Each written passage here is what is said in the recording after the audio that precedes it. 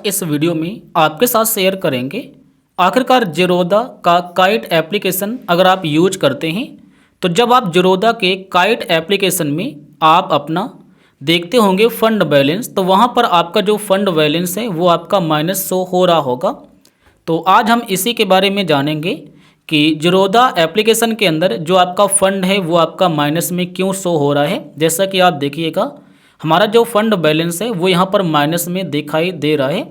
तो आखिरकार ये हमें क्यों दिखाई दे रहा है इसी के बारे में जानेंगे, और ये हमें प्लस में कैसे करना होगा या कैसे होगा, और यहाँ पर आपका माइनस में क्यों आया हुआ है इसका क्या रीज़न है वो भी हम आपको बताएंगे। तो इसके दो रीज़न होते हैं, बस दो रीज़न के अलावा कोई अलग रीज़न नहीं होता है माइनस में बैलेंस आने का।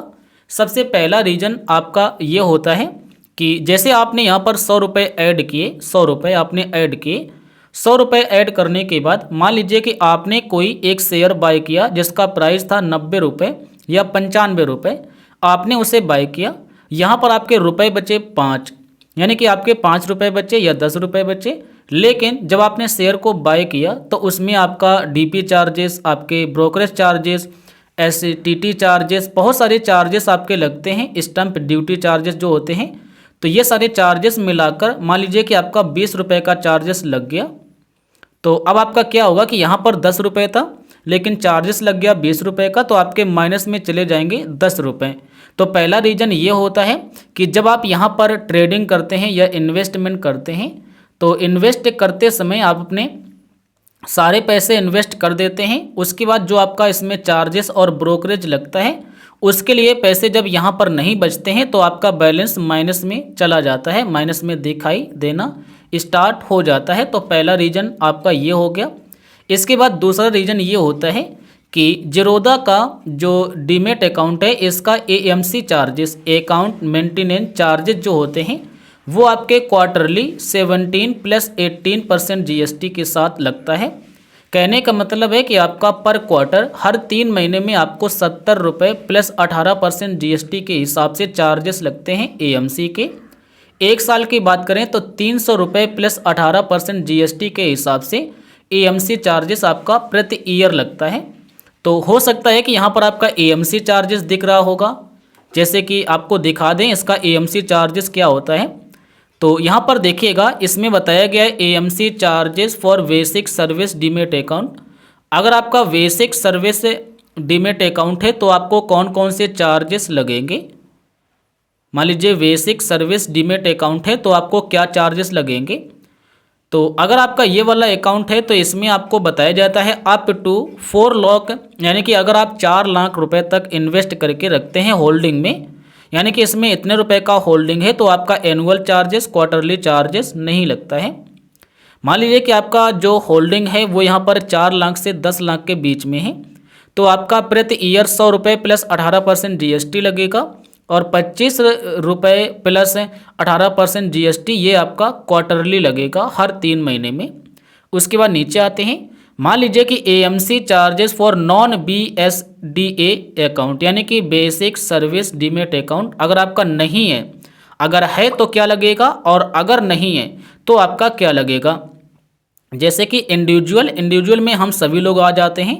तो अगर आपका बेसिक सर्विस डीमेट अकाउंट नहीं है तो आपका एनुअल 300 रुपये प्लस 18% जीएसटी, और क्वार्टरली लगेगा 75 रुपये प्लस 18% जीएसटी। यही सारे चार्जेस हमारे अकाउंट पर लगते हैं क्योंकि हम बेसिक सर्विस डीमेट अकाउंट नहीं यूज करते हैं। अगर आप यूज करते हैं तो जैसे ही आपका अप टू 4 लाख का होल्डिंग हो जाएगा तो आप अपना account basic service demat account में कन्वर्ट करा सकते हैं। इसमें एक फ़ीचर होता है, या कस्टमर से बात करके भी चेंज करा सकते हैं।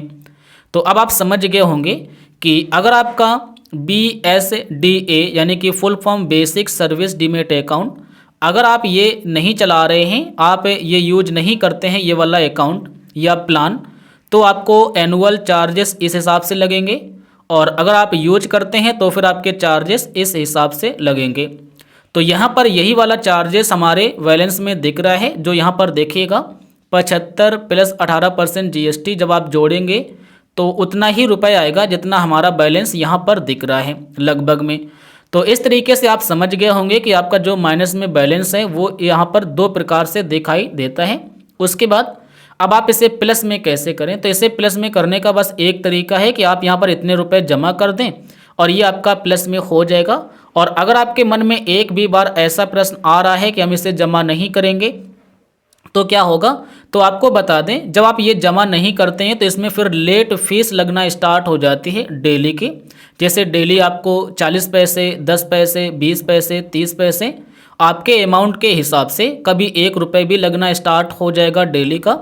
तो आप ये ना सोचना कि हम जमा नहीं करेंगे तो कुछ नहीं होगा, ये आपको जमा ही करना पड़ेगा। अगर आप इसे जमा नहीं करेंगे चार्जेस आपके बढ़ते जाएंगे और लास्ट में आपको पे ही करना पड़ेगा, इससे आप बच नहीं सकते हैं।